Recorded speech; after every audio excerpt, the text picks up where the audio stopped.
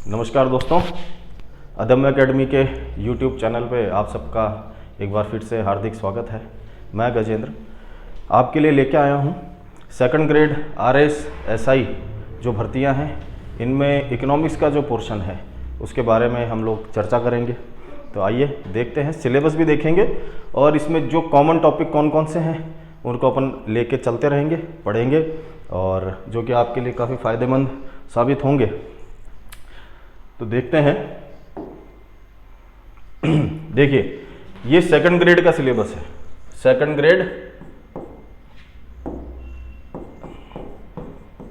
Grade के paper first का, ठीक है। सेकंड ग्रेड का पेपर फर्स्ट के अंदर क्या है? ग्रोथ एंड डेवलपमेंट, इकोनॉमिक्स की बात कर रहे हैं अपन, ठीक है।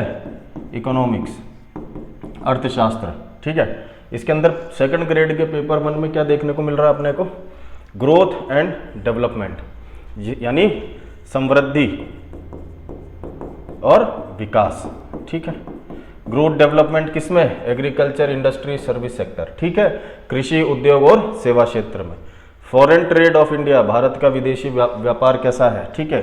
उसमें क्या कंपोजिशन है, उनके क्या निर्देश हैं, ठीक है। और किस तरह से उसके वर्तमान में जो ट्रेंड चलते हैं, किस तरह से हम लोग जो है विदेशी व्यापार कर रहे हैं, तो उसके बारे में जो है ये आपके पेपर फर्स्ट के अंदर ये टॉपिक दिए हुए हैं इकोनॉमिक्स के अंदर सेकंड ग्रेड में, ठीक है।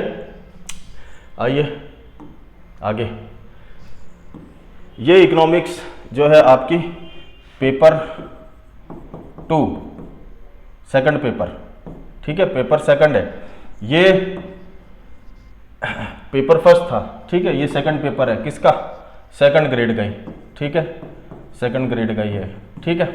इसके अंदर कौन सा? एसएस वाला जो पेपर है आपका, जिसमें सोशल स्टडीज जिन्होंने ले रखा है, एसएस वालों के लिए जो इकोनॉमिक्स दी है पेपर 2 में, वो ये है।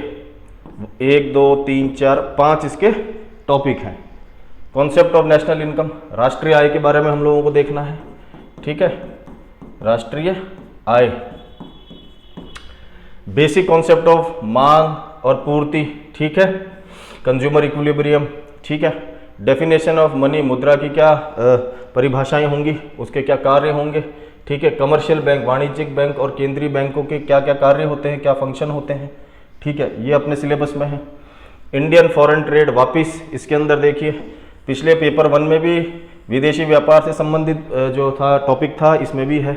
उसके क्या निर्देश हैं, क्या उसके ट्रेंड चल रहे हैं मार्केट में, ठीक है। Concept of globalisation, privatisation and liberalisation, जिनको हम एक साथ क्या बोलते हैं? इकोनॉमिक रिफॉर्म या आर्थिक सुधार, ठीक है, ठीक है। तो आर्थिक सुधारों के बारे में भी हम लोगों को हम देखेंगे इसके अंदर। इकोनॉमिक प्लानिंग, पॉवर्टी, अनएम्प्लॉयमेंट, ठीक है। तो आयोजना, गरीबी और बेरोजगारी के बारे में भी हम लोग जो है इकोनॉमिक्स में डिस्कस करेंगे सेकंड पेपर में, एसएस के लिए सेकंड ग्रेड के, ठीक है। साथ ही अपन देखेंगे एसआई। तो एसआई के अंदर जो इकोनॉमिक्स का पोर्शन है थोड़ा सा आपका बड़ा है ये, ठीक है। एसआई के अंदर हम लोग देखेंगे बेसिक कॉन्सेप्ट ऑफ इकोनॉमिक्स, एक देखनी है हमको इंडियन इकोनॉमी, ठीक है। एसआई के अंदर 2 अर्थव्यवस्थाएं हमें देखनी होंगी, एक है भारतीय अर्थव्यवस्था, एक है राजस्थान की अर्थव्यवस्था, ठीक है। तो भारतीय अर्थव्यवस्था में क्या क्या टॉपिक हैं? बजट है, बैंकिंग है, पब्लिक फाइनेंस, राष्ट्रीय आय वापिस, ठीक है, विकास और समृद्धि, जो कि सेकंड ग्रेड में भी आपने देखा होगा कॉमन थी, ठीक है। विकास और समृद्धि, ठीक। इसमें ये सेकंड ग्रेड के पेपर फर्स्ट में विकास और समृद्धि, तो ये एसआई में भी है, सेकंड ग्रेड में भी है, ठीक है। विकास और समृद्धि। अकाउंटिंग, उसके कॉन्सेप्ट, टूल, उसका प्रशासन में क्या इस्तेमाल है वो देखेंगे। स्टॉक एक्सचेंज देखेंगे, share market, fiscal monetary policy, subsidy, PDS system, ठीक है। इन्फ्लेशन, ये इंपॉर्टेंट है, ठीक है, इससे प्रश्न आता ही आता है। इन्फ्लेशन यानी मुद्रास्फीति बोलते हैं इसको, ठीक है। इन्फ्लेशन वो कैसे होती है, उसका कंट्रोल मैकेनिज्म क्या है, कैसे इसको कंट्रोल किया जाता है, कैसे मुद्रास्फीति बढ़ाई कम की जा सकती है अर्थव्यवस्था के अंदर। ये अपने एसआई के सिलेबस के अंदर भारतीय जो अर्थव्यवस्था है उसके अंदर एक टॉपिक है, ये हमेशा बना रहता है एग्जाम में, ठीक है। फिर पंचवर्षीय योजनाएं क्या क्या रही, कैसी रही, ठीक है। अर्थव्यवस्था के क्षेत्र, कृषि, उद्योग और सेवा क्षेत्र, ठीक। मेजर इकोनॉमिक प्रॉब्लम कि अर्थव्यवस्था की समस्याएं क्या हैं, अर्थव्यवस्था की समस्याएं कैसी हैं, ठीक है। इसके बारे में क्या संसाधन कम है, फिर भी हम लोग कैसे उसका सही इस्तेमाल कर सकते हैं, ठीक है, कम संसाधन के साथ भी, ठीक। तो ये जो समस्याएं बनी हुई है इस तरह की अर्थव्यवस्था के अंदर, उससे रिलेटेड टॉपिक, और उसके साथ ही सरकार की नीतियां, गवर्नमेंट इनिशिएटिव, यहाँ से भी प्रश्न बनता है, ये भी इंपॉर्टेंट है, ठीक है। आर्थिक सुधार, देखो आर्थिक सुधार बार बार आ रहा है। आर्थिक सुधार जो है आपके सेकंड ग्रेड में भी था, एसआई में भी है, और ये एसआई का ही same syllabus pre RS pre का जब उठा के देखोगे तो ये सेम मिलता है एकदम, ठीक है। एसआई का जो सिलेबस है वो आरएस प्री का एकदम सेम देखने को मिलेगा आपको। तो आरएस प्री में भी ये चीज एज इट इज लिखी हुई है जो कि अपने काम की है इकोनॉमिक्स के अंदर, ठीक है।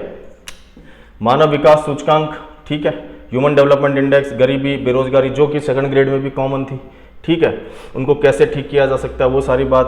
प्रोविजन ऑफ वीकर सेक्शन, कमजोर वर्ग के लिए सरकार क्या करती है, ठीक है, उससे संबंधित जो मामला है वो भी इसमें अपन देखेंगे, ठीक। अब आ जाते हैं राजस्थान की इकोनॉमी में। तो राजस्थान में मैक्रो ओवरव्यू ऑफ इकोनॉमी, ठीक है, एक होता है माइक्रो, छोटे रूप में देखना, एक होता है मैक्रो। तो राजस्थान को अपन बड़े रूप में जब देखेंगे अर्थव्यवस्था के अंदर तो किस तरह से देखा जाता है, वो है एग्रीकल्चर, वही कृषि, उद्योग, सेवा। तो कृषि, उद्योग, सेवा, आर्थिक सुधार, ठीक है, ये बार बार रिपीट हो रहा है, तो यहाँ से सवाल तो बनना ही है। प्लस सरकार की क्या योजनाएं होती हैं, ठीक है, यहाँ भी सवाल बनेगा।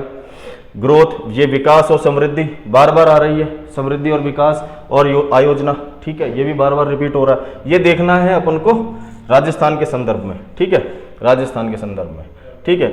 इंफ्रास्ट्रक्चर, रिसोर्स, ठीक है, मेजर डेवलपमेंट प्रोजेक्ट क्या रहेंगे, गवर्नमेंट की स्कीम क्या रहेगी, SC ST, backward people, minorities, disabled और महिला और बच्चे और बूढ़े लोगों के लिए, ठीक है। तो ये बेसिक सिलेबस है, ये आप सबके पास भी होगा, ठीक है। तो इसमें अपन आज जो देखेंगे जो कॉमन टॉपिक है, SI में भी है, RS में भी है और आपके सेकंड ग्रेड में भी है, ठीक है, उससे संबंधित जो टॉपिक है, तो मैं ऐसा समझता हूं कि जो हमारे आर्थिक सुधार है, आर्थिक जो सुधार हैं, आर्थिक सुधार, ये जो है इकोनॉमिक रिफॉर्म बोलते हैं इनको, इकोनॉमिक रिफॉर्म्स, ठीक है। अब ये आर्थिक सुधार का जो टॉपिक है ये एक तो थोड़ा सा इंटरेस्टिंग भी है, इसमें ऐतिहासिक रूप की ऐतिहासिक जो तरह की जो घटना है, ठीक है, वो भी हमें देखने को मिलेगी कि अर्थव्यवस्था में क्या ऐसी कमियां रही कि हमें सुधार करने की जरूरत पड़ी, ठीक है। तो थोड़ा ये इंटरेस्टिंग भी है, इतिहास से संबंधित भी है, और मेरे को लगता है कि इसके जब इस टॉपिक को पढ़ा जाता है तो इसमें कुछ टर्म आती हैं, ठीक है, तो उस टर्म से हम शुरुआत में इसी टॉपिक में जब रूबरू हो जाते हैं, देखने को मिल जाती है, तो आगे जो आने वाले टॉपिक हैं उनके लिए थोड़ी आसानी हो जाती है, ठीक है, हमारे लिए वो टॉपिक थोड़े से आसान हो जाते हैं। तो आज देखते हैं आर्थिक सुधार, ठीक है, किस तरह के, आर्थिक रूप से, ठीक है, आर्थिक यानी कहीं ना कहीं हमारी अर्थव्यवस्था में इस चीज में क्या आ रही है, कमी आ रही है। आर्थिक यानी सीधा सीधा क्या मतलब है, पैसा, ठीक है, यानी पैसे से संबंधित समस्या कोई तो है जो कि हमारी अर्थव्यवस्था के अंदर चल रही है, ठीक है। तो वो क्या थी, कैसे था, उसको देख लेते हैं। देखो बात है ये, जब इसको अगर हम लोग इस तरह से देखें कि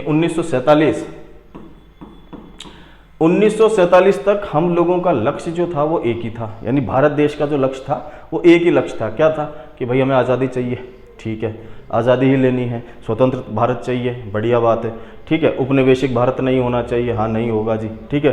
तो क्या चाहिए थी हमको, सारा ध्यान किस पे था, स्वतंत्रता या फ्रीडम बोल लो जिसको, ठीक है, सारा ध्यान इस पर है, तो ज़रूरी भी था, इसी पर होना चाहिए था। जैसे ही हम आज़ाद हो जाते हैं, अब हमें ये समझ में नहीं आ रहा कि हम आज़ाद तो हो गए, अब आगे करेंगे क्या, ठीक है, हम किस तरह से अपनी जो है अर्थव्यवस्था है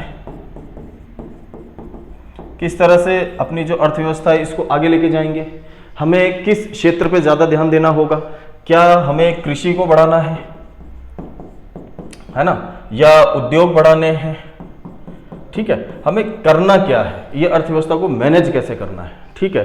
क्योंकि इस समय का जो भारत था गरीब भारत, ठीक है, पैसे हैं नहीं, ठीक है, कृषि हो नहीं रही है ठीक से, ठीक है, कृषि करने के लिए जो तकनीकें चाहिए वो भी नहीं है, ठीक है, और विदेशी व्यापार कुछ खास है नहीं, खास क्या कुछ भी नहीं है, ठीक है, एकदम यूं समझ लीजिए कि मरा हुआ भारत, ठीक है। अब ऐसी स्थिति में भारत के जो प्रधानमंत्री बनते हैं, ठीक है, JLN जवाहरलाल नेहरू, ठीक है, यानी पंडित जी, ठीक है, जो प्रधानमंत्री बनते हैं तो उनका ये रहता है कि भाई मैं सबसे पहले करूं तो करूं क्या, ठीक है, उद्योग पे ध्यान दिया जाए कि कृषि पे ध्यान दिया जाए कि क्या किया जाए। क्योंकि समस्या क्या थी, जब भारत गुलाम था या गुलाम होने से पहले भी अगर हम देखेंगे तो हमारी अर्थव्यवस्था अंग्रेजों के आने से पहले जो हमारी GDP थी वो लगभग 24% के आसपास थी, ठीक है। लेकिन जब 1947 में हमें आज़ादी मिलती है तब हमारी GDP हो चुकी है 2.4%। 2.4 का मतलब है भूखा नंगा भारत उस समय, ठीक है। तो उस समय से आज देखिए 2024 है, 2024 तक हमने कितनी तरक्की की, ठीक है, कितनी हम लोगों ने तकनीक में, टेक्नोलॉजी में हम लोग आगे बढ़ गए, ठीक है। तो इस 2.4 को कैसे कवर किया जाए, इसको कैसे सुधारा जाए और एक अच्छा भारत का निर्माण किया जाए, ठीक है। तो समस्या ये थी हमारी, ठीक। और उससे पहले हमारा हाल ये था, यानी अंग्रेजों के आने से पहले, 1600 से पहले, ठीक है, 1600 से पहले की बात है ये, ठीक। तो ऐसी स्थिति में 1950 में एक आयोग बनाया जाता है, ठीक है, जिसे हम बोलते हैं योजना आयोग, ठीक है, योजना आयोग या प्लानिंग कमीशन। और इस प्लानिंग कमीशन से ही हमारी शुरू होती हैं पंचवर्षीय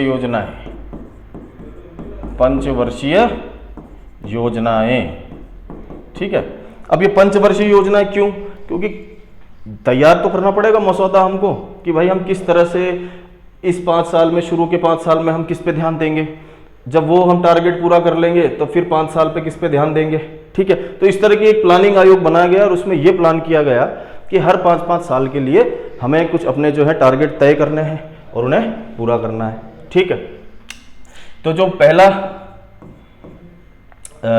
1950 में जब ये बन जाता है तो जो पहली पंचवर्षीय योजना थी उसके अंदर सबसे पहले लिया गया कि भाई कृषि पर ध्यान देंगे, ठीक है, कृषि पे ध्यान दिया जाएगा। लेकिन कृषि पर ध्यान देने के लिए क्या चाहिए, तकनीक भी चाहिए, ठीक है, और इसको सुधारने के लिए जितनी ज़रूरतें हमारे पास होनी चाहिए थी वो थी नहीं। तो इसलिए पहला ध्यान दिया गया कि हमें कृषि क्षेत्र में आगे बढ़ना है। कृषि क्षेत्र में क्यों, कृषि क्षेत्र में ही क्यों, उद्योग की बात क्यों नहीं की, उद्योग की या सेवा क्षेत्र को आगे बढ़ा दिया जाए, इसकी बात क्यों नहीं कही? इसका कारण ये है कि आपको भी पता होगा उद्योग लग सकते हैं बाद में भी, या उद्योग के लिए हम बाद में काम कर सकते हैं। सबसे पहले ज़रूरत होती है इंसान को खाने की, ठीक है।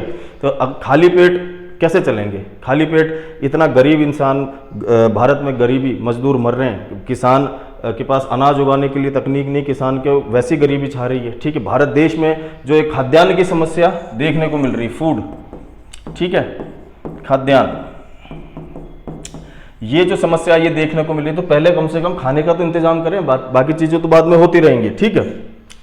तो इसलिए सबसे पहला जो हम लोगों ने ध्यान दिया वो दिया कृषि के ऊपर, ठीक है। तो कृषि, इसके लिए हमने निकाले 5 साल, फिर उसके बाद वापस हमने सोचा कि चलो ठीक है 5 साल बीत गए, कृषि में थोड़ा बहुत कुछ सुधार हुआ, अब एक काम करते हैं उद्योग की तरफ चलते हैं, ठीक है। फिर यहाँ पे कुछ काम किया, फिर सोचा कि चलो वापस से नहीं बना, कृषि को देख लेते हैं, ठीक है, अब थोड़ा सा उद्योग को देख लेते हैं। तो ये इससे समझ में क्या आ रहा है, कभी कृषि कभी उद्योग, कभी कृषि कभी उद्योग, इससे समझ में ये आ रहा है कि अभी तक भी हमको ये नहीं पता चल रहा है कि जरूरत सबसे ज्यादा किसकी है। ठीक है। और दूसरी बात, हमारी अर्थव्यवस्था क्या थी, हमारी जो अर्थव्यवस्था थी वो बंद अर्थव्यवस्था थी, बंद अर्थव्यवस्था। ठीक है, बंद यानी कि किसी भी देश के साथ, विदेशों के साथ हमारा किसी भी तरह का व्यापार कुछ खास नहीं चल रहा था। सिर्फ हमारी जो जरूरत होती थी वो हम कच्चा तेल मंगाते थे, कच्चा तेल। कहाँ से? इराक से। ठीक है, इराक से हमारा जो था ये कच्चा तेल आया करता था। इसके अलावा भारत के अंदर किसी भी तरह की विदेशी कंपनी या विदेशी व्यापार या विदेशी निवेश के लिए जो थी हमारी अर्थव्यवस्था कैसी थी? बंद थी। ठीक है, बंद अर्थव्यवस्था हुआ करती थी। ठीक है, बंद अर्थव्यवस्था रखने का मुख्य कारण एक ये रहा कि अभी तो हम आज़ाद हुए हैं, किससे आई? क्या थी? East India company. ये भी तो व्यापार करने ही आई थी, कोई विदेशी तो थे। ठीक है, तो हमको एक ये डर था कि इसी तरह वापस से कोई कंपनी या कोई व्यापार या कोई इस तरह का निवेश यहाँ आया और उसने काम करना शुरू किया, वापस से अपने में निवेश करना शुरू किया, तो हो सकता है कि जितने साल हमने पिछले जो हमने गुलामी के निकाले हैं ऐसा कुछ वापस हो जाए। ठीक है, तो इस विचारधारा के चलते हुए हम लोगों ने हमारी अर्थव्यवस्था बंद रखी कि हमें किसी के साथ व्यापार नहीं करना है, हम खुद से हमारा जो है विकास करेंगे। ठीक है, कृषि से हो, चाहे उद्योग से हो, चाहे सेवा क्षेत्र से हो। ठीक है, तो इसके कारण हम लोगों ने हमारी अर्थव्यवस्था बंद कर रखी थी। अब अर्थव्यवस्था बंद है तो क्या होगा? बाहर से क्या नहीं आएगा? पैसा नहीं आएगा। ठीक है, या ऐसे बोल लो निवेश नहीं आएगा। ठीक है, अब निवेश नहीं आएगा तो जिस भी देश में निवेश नहीं आ रहा है वो देश हमेशा क्या हो रहा है? जो डाउन हो जाता है। ठीक है, उसकी अर्थव्यवस्था क्या हो जाती है? कमज़ोर हो जाती है। ठीक है, तो एक तो निवेश भी नहीं आ रहा, दूसरा खुद को हमको अगर विकसित करना है तो हमें किसकी ज़रूरत है? पैसों की। पैसे के लिए क्या ले रहे हैं हम? उधार ले रहे हैं। ठीक है, तो ये काम जो हमारे पंचवर्षीय योजना में चल रहे थे, जब कृषि उद्योग कृषि इस तरह की चीज़ें हो रही थी, तो धीरे धीरे हमारे यहाँ क्या बढ़ रहा था? भारत पे उधार भी बढ़ रहा था। ठीक है, कुछ देशों से जो उधार लेता था भारत, वो था शॉर्ट टर्म लोन। ठीक है, बहुत सारे देश देते तो थे शॉर्ट टर्म लोन, जिनकी अवधि 3 महीने से लेके 5 महीने हुआ करती थी। 3 महीने से लेके 5 महीने, यानी 3 से 5 महीने के भीतर आपको वो लोन चुकाना है। और इसी समय भारत क्या हो रहा था? पैसे या लोन चुकाने में असमर्थ। ठीक है, लोन चुकाने में असमर्थ हो रहा था। तो धीरे धीरे समय के साथ लोगों ने भारत को उधार भी देना बंद कर दिया। ठीक है, तो अर्थव्यवस्था में निवेश भी नहीं है, उधार भी नहीं मिल रहा है, और हालत हमारी दिन ब दिन क्या हो रही है? खराब होती जा रही है, अर्थव्यवस्था कमजोर होती जा रही है। क्यों? एक तो अर्थव्यवस्था बंद भी है। ठीक है, बाहर से भी कोई निवेश नहीं आ रहा, बाहर से निवेश के साथ कोई व्यापार नहीं चल रहा है अपना विश्व के साथ। ठीक है, तो इस तरह की अर्थव्यवस्था हमारी जो थी, इसलिए इसमें आर्थिक सुधारों की हमें जरूरत पड़ी, क्योंकि यहाँ पे धीरे धीरे देशों ने हमें क्या कहना शुरू कर दिया? इंसॉल्वेंट या बैंकरप्ट। ठीक है, कि भारत अपने उधार चुकाने में सक्षम नहीं है, ये बैंकरप्ट हो रहा है, या ऐसे बोल लो कि ये दिवालिया होने के कगार पर है। ठीक है, तो यहाँ इस समय एक सरकार बनती है। ठीक है, पी.वी. नरसिम्हा राव। उस सरकार में पी.वी. नरसिम्हा राव क्या बनते हैं? पीएम। ठीक है, प्रधानमंत्री पी.वी. नरसिम्हा राव। ठीक है, ये हमारे बने प्रधानमंत्री। और डॉक्टर मनमोहन सिंह बनते हैं हमारे फाइनेंस मिनिस्टर। और ये समय आ चुका है 1991। ठीक है, मनमोहन सिंह हमारे क्या बने? फाइनेंस मिनिस्टर, जिसको बोलते हैं वित्त मंत्री। ठीक है, अब देखिए 1991 में 1991 में ये मामला हो गया लेकिन इससे पहले भी भारत ने जो है 3 युद्ध देखे। और जब भी किसी देश का युद्ध होता है तो उसका खर्चा बहुत होता है, ठीक है। युद्ध में एक तो हमारी हालत पहले ही ठीक नहीं है, ठीक है, आर्थिक व्यवस्था हमारी कमज़ोर है, उसके साथ साथ हमें अगर युद्ध भी करना पड़ रहा है तो आप खुद अनुमान लगा लीजिए कि हमारे जो सरकारी जो पैसा है, ठीक है, सरकारी जो खजाना वो खाली होगा, ठीक है, या कमी आएगी, ठीक है, कमी आएगी उसमें, ठीक है। तो अब जब सरकारी खजाने में पैसा नहीं है, कम है, तो सरकार अपनी अर्थव्यवस्था में किस तरह के काम करेगी या किस तरह से काम करेगी, ठीक है, आयात कैसे करेगी, ठीक है, जो चीज़ें हमें चाहिए थी, खासकर क्या चाहिए था, कच्चा तेल, ठीक है। तो 1991 से पहले हमने 62 का युद्ध देखा, हमने 65 का युद्ध देखा, हमने 71 का युद्ध देखा, ठीक है।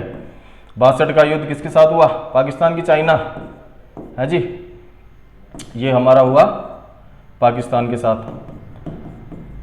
ये हुआ हमारा चाइना के साथ, फिर ये वापस से हुआ पाक, जिसको बाद हमने क्या बना दिया, बांग्लादेश बना दिया, ठीक है। तो ये 3 लगातार हम युद्ध देख रहे हैं। तो अब अर्थव्यवस्था में विकास करें, युद्ध लड़ें, क्या करें, ठीक है। इस स्थिति में भारत आ गया और उस पर उधार और चढ़ता गया, ठीक है। जैसे ही ये चीज़ें बढ़ती गई और समय आ जाता है ये 1991, तो यहाँ पे हमारे पास जो यहाँ पे सरकारी जो खजाना था, ठीक है, वो सिर्फ कितना बचा, 2 हफ्तों का, ठीक है। 2 हफ्तों तक का हम क्या कर सकते थे, आयात कर सकते थे, ठीक है। इसके बाद भारत के पास कुछ नहीं बचता, सीधा ये था कि भारत दिवालिया होने की स्थिति में था, ठीक है। लेकिन 1991 में हम लाते हैं कुछ सुधार, जिसको बोलते हैं आर्थिक सुधार, ठीक है। तो आर्थिक सुधारों की जरूरत क्यों पड़ी जी, आर्थिक सुधारों की जरूरत इसलिए पड़ी क्योंकि जितनी बात अपन ने करी ये उसका एक कारण है कि हमें आर्थिक सुधार करने पड़े, ठीक है। और आर्थिक सुधार के अंदर हम देखेंगे लिबरलाइजेशन, ठीक है, प्राइवेटाइजेशन और ग्लोबलाइजेशन,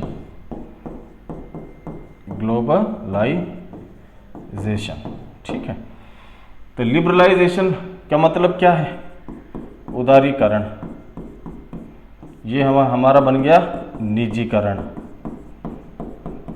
और ये हमारा बन गया वैश्वीकरण। ये सब हम लेके तो आए, लेकिन क्या ये लाने के लिए किसी ने हम पे दबाव दिया, हाँ जी दिया, ठीक है। किसने दबाव दिया, ये नरसिम्हा राव और जो हमारे मनमोहन सिंह जी थे, ये गए IMF के पास लोन लेने, उधार, कि साहब थोड़ा और लोन दे दो, ठीक है, हम जो कहोगे वो कर लेंगे। तो इन्होंने कहा जी आपकी हालत इतनी बुरी है, आपको विश्व में अब कोई लोन ही नहीं दे रहा है, और मैं कैसे दे दूं, ये कैसे विश्वास रखूं कि आप अपनी अर्थव्यवस्था को इतना मजबूत कर लोगे कि मेरा लोन वापस चुका पाओगे, ठीक है। तो IMF ने बोला ठीक है लोन मैं दूंगा, बढ़िया दे दूंगा, लेकिन आपको कुछ बदलाव करने होंगे अपनी अर्थव्यवस्था में, ठीक है। और वो अर्थव्यवस्था में कैसे बदलाव करने होंगे कि आपको ये करने होंगे और उसके अंदर आपको ये 3 काम आपको करने होंगे, ठीक है।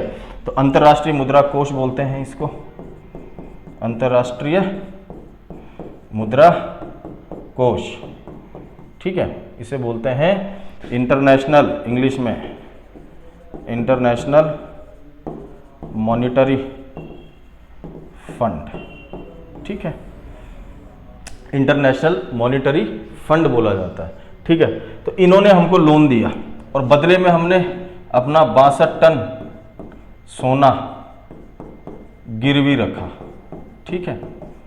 हमने 62 टन सोना कहाँ है, यहाँ पे गिरवी रखा और हम लोन लेके आते हैं, ठीक है।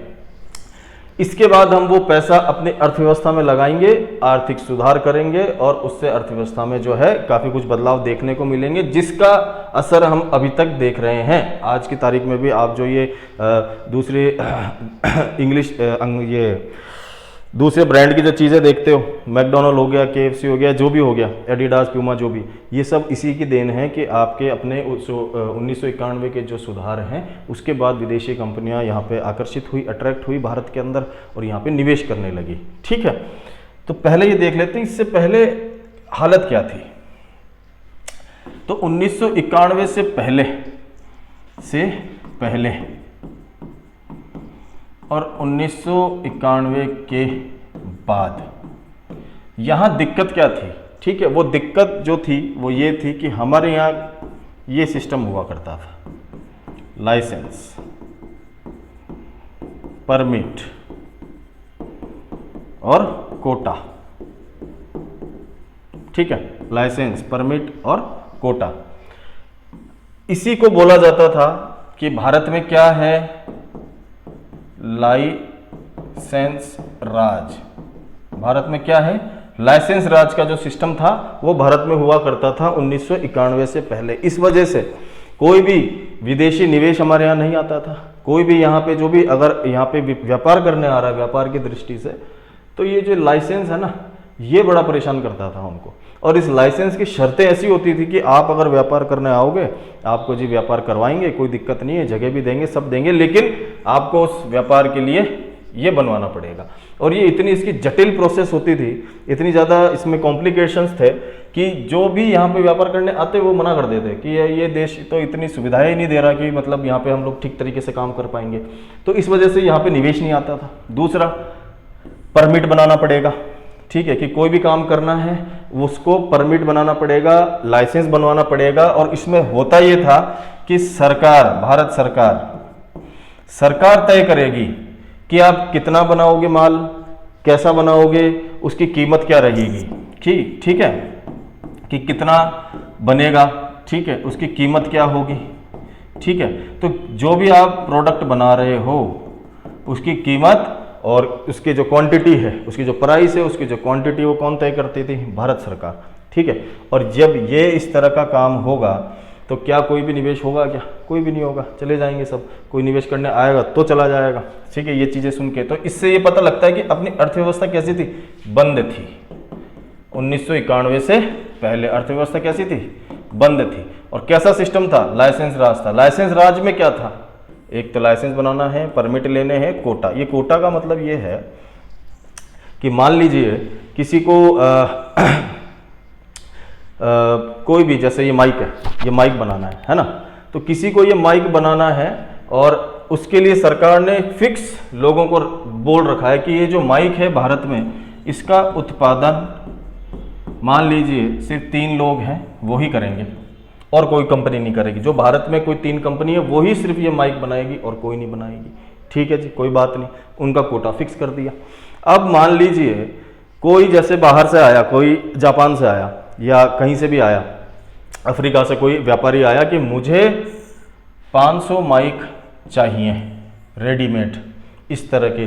ठीक, लेकिन हमारी क्षमता ही नहीं है, ये 100 से ज़्यादा नहीं बना सकता, एक 120 से नहीं ज़्यादा बना सकता और एक 200 से ज़्यादा नहीं बना सकता। ठीक है, ये तीनों को कोटे फिक्स कराए हुए हैं और 3 ही लोग बनाएंगे, इसके अलावा कोई बना नहीं सकता। तो क्या बताइए कि ये ऑर्डर जो यहाँ पे मिल रहा था हमको, भारत को 500 माइक बनाने के लिए, क्या ये मिलेगा, नहीं मिलेगा, ये कैंसिल हो जाएगा।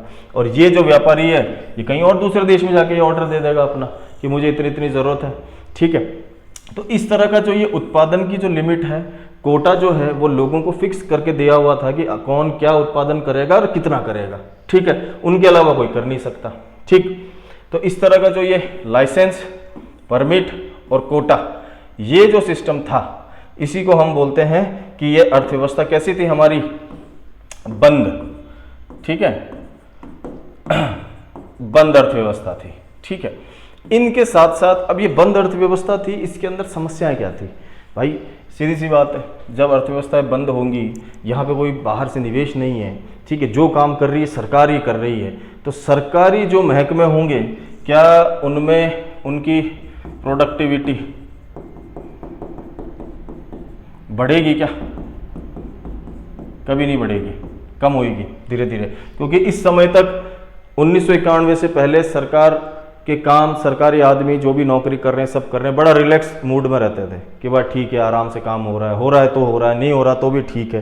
तो बहुत सारी ऐसी भारत की जो कंपनियां थी वो लॉस में जा रही थी, उनकी जो उत्पादक क्षमता थी वो घट रही थी, ठीक है, घटी हुई थी। और मान लीजिए किसी को अपना कोई व्यापार लगाना हो, कुछ करना हो, तो उसे क्या लेना है? लाइसेंस लेना है। अगर लाइसेंस लेना है और बहुत ज़रूरी है तो क्या देना पड़ेगा आपको? रिश्वत। ये रिश्वत वाला जो मामला था ना, ये बहुत उस टाइम बहुत ज़्यादा हावी हो रखा था भारत के ऊपर, ठीक है, जिसको हम बोलेंगे भ्रष्टाचार, ठीक है। भ्रष्टाचार भी यहाँ पे क्या था? बढ़ा हुआ था। इसके साथ साथ एक चीज़ और थी जो यहाँ पे बहुत ज़्यादा बढ़ी हुई थी, जिसको बोलते हैं लाल फीता शाही, ठीक है। लाल फीता शाही का मतलब ये होता है कि मान लीजिए हमको कोई काम है, हम गए सरकारी ऑफिस में कि साहब ये काम है और ये काम है और ये फाइल है, इसको देख लो, इसमें सारे डॉक्यूमेंट है, इसको चेक कर लो, सब रेडी करके लाया हूँ, बस आपको आगे बढ़ानी है फाइल, ठीक है। आगे बढ़ाने के लिए ये मामला लगेगा, ठीक, यानी रिश्वत वाला मामला थोड़ा सा बढ़ता था इससे, ठीक है। अगर मान लीजिए वो फाइल उसने यहाँ पे रिश्वत नहीं दी या कोई भी कारण से, तो वो जो सरकारी कर्मचारी है या सरकारी महकमे में अगर उस फाइल को आगे बढ़ाना है, लेकिन अगर उसका ये लग रहा है कि भाई मैं नहीं चाहता कि ये इसकी फाइल आगे जाए या इसका कोई काम हो क्योंकि ये काम नहीं कर रहा है, तो क्या होता था? उस फाइल को लेट लतीफ़ी करने के लिए उस फाइल को सबसे लास्ट में लगा दिया करते थे कि भाई ठीक है, आपकी फाइल जो है लाल फीताशाही के अंदर आ गई, अब वो आराम से धीरे धीरे आगे बढ़ेगी, ठीक है, इतनी जल्दी आगे नहीं बढ़ेगी। तो इसके कारण भी बहुत सारे ऐसे काम थे जो कि रुक जाते थे, ठीक है, लोगों के होते नहीं थे। अगर वो करवाना है तो आपको ये देना पड़ेगा। तो लाल फीताशाही ऐसा नहीं कोई लाल कलर का फीता लगा दिया उस पर, ठीक है। लाल फीताशाही का मतलब ये सिर्फ एक टर्म है जिसका कारण है कि जिसका मतलब है कि आपकी जो फाइल है वो बहुत धीरे धीरे आगे तक पहुंचेगी, ठीक है। तो लाल फीताशाही एज ए टर्म यूज किया जाता है, ठीक है। तो ये टर्म का मतलब ये है कि आपका जो काम है बहुत धीरे होंगे सरकारी महकमे के अंदर, ठीक है। तो लाल फीताशाही भी बढ़ी हुई थी हमारी, भ्रष्टाचार भी बढ़ा हुआ था, ठीक है, उत्पादक क्षमता हमारी घटी हुई थी, ठीक है। तो ये सारी चीजें जब हमारे यहाँ चल रही हैं और अर्थव्यवस्था भी हमने बंद कर रखी है, तो सीधी सी बात है कि हमारे आर्थिक स्तर में तो गिरावट आएगी, ठीक है, आर्थिक व्यवस्था जो हमारी कमजोर होगी, ठीक है। तो 1991 से पहले तो जो हमारे LQP थे, लाइसेंस कोटा परमिट, ये हमारे जब आर्थिक सुधार होते हैं, ठीक है, आर्थिक सुधारों की तरफ हम जाते हैं, तो LQP की जगह अब क्या आ गया? LPG, लिबरलाइजेशन, प्राइवेटाइजेशन और ग्लोबलाइजेशन, ये हम लोग देख चुके हैं, ठीक है। इसका मतलब आपको पता ही होगा, ठीक है। आगे और इसको ठीक से डिस्कस करेंगे अपन। तो LQP हम लोगों ने सुधारे और उनको बदला हमने LPG के अंदर। ये LQP होने से यानी लाइसेंस कोटा और परमिट होने से देश में हमारे फिर क्या बढ़ी? भ्रष्टाचार बढ़ा, ठीक है, लाल फीताशाही बढ़ी, ठीक है। ये कारण, ठीक है, ये प्रश्न के अंदर आ जाता है कि 1991 से पहले भ्रष्टाचार बढ़ने का निम्न में से कौन सा कारण था? लाइसेंस राज था, कोटा सिस्टम था, परमिट सिस्टम था, क्या था? ठीक है, तीनों ही थे ये, ठीक है। तो अगर प्रश्न ऐसा आ जाए लाइसेंस कोटा और परमिट या लाइसेंस राज सिस्टम 1991 से पहले जब था तो अर्थव्यवस्था में किस किस तरह की समस्याएं थी, तो समस्या हमें पता होनी चाहिए। भ्रष्टाचार बढ़ा हुआ, लाल फीताशाही बढ़ी हुई, उत्पादकता घटी हुई, ठीक है, उत्पादकता कैसी थी? घटी हुई। सरकार का क्या था? सरकार का एकाधिकार था, ठीक है, यानी जो भी काम होगा वो सरकार ही देखेगी, निजी व्यक्ति नहीं देखेगा, ठीक है। जितने ज्यादा से ज्यादा महकमे थे वो सब सरकारी थे, ठीक है, निजी डिपार्टमेंट कोई खोल भी नहीं सकता था, ठीक है। तो सरकार का ही एकाधिकार था, ठीक है। अब सरकार का एकाधिकार होगा तो बताइए ये किस तरह की विचारधारा को दिखाएगा? तो ये किस तरह की विचारधारा को दिखाता है जब सरकार का एकाधिकार होता है कहीं पे भी? तो ये विचारधारा होती है समाजवादी, ठीक है, समाजवादी। तो यहां से प्रश्न अगर आ जाए कि 1991 के आर्थिक सुधारों से पहले भारत की जो विचारधारा थी वो किस विचारधारा को फॉलो किया करता था? समाजवादी विचारधारा, और समाजवादी विचारधारा के अंदर ज़्यादातर जो है सरकार का ही एकाधिकार होता है सभी चीज़ों पर, ठीक है, ज़्यादा से ज़्यादा चीज़ों पर, ठीक है, समाजवादी विचारधारा। लेकिन वर्तमान में हमारी विचारधारा हमने 1991 के बाद बदली, और वर्तमान में हमारी विचारधारा कैसी है, कैसी है हमारी अर्थव्यवस्था, मिश्रित है ना। अब निजी और सरकारी दोनों क्षेत्र जो है मिल के काम कर रहे हैं, ठीक है। किस मोड पे काम कर रहे हैं, PPP, पब्लिक प्राइवेट पार्टनरशिप, ठीक है दोस्तों।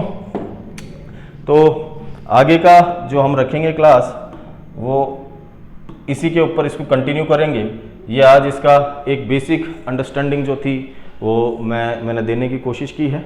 आगे और इसको देखेंगे, इस टॉपिक को ठीक से इन डिटेल पूरा करेंगे, और किस तरह के प्रश्न आते हैं, किस तरह के इसमें जो है स्टेटमेंट वाले आते हैं, ठीक है, कि निम्न में से कौन सा गलत होगा, कौन सा सही होगा, इस तरह का जो भी होते हैं वो हम लोग देखेंगे, और अगली क्लास में मिलते हैं। Thank you.